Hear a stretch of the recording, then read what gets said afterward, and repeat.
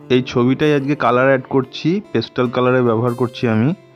প্রথমে ব্যাক সাইডে sky blue হালকার উপরে দিয়ে দিচ্ছি, খুব হালকা প্রেসারের উপরে স্কাই ব্লুটা অ্যাড করছি।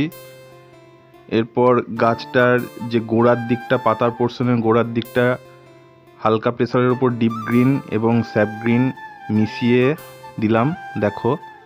এবং একেবারে উপর সাইডটা আমি হালকাভাবে ইয়েলো দিয়ে দিচ্ছি, ডিপ ইয়েলোটা দিচ্ছি।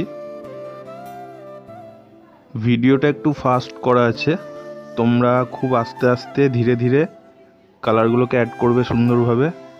ঘরের চালটা আমি হালকা ইয়েলোর উপরে ডিপ ব্রাউনের শেড করে দিলাম।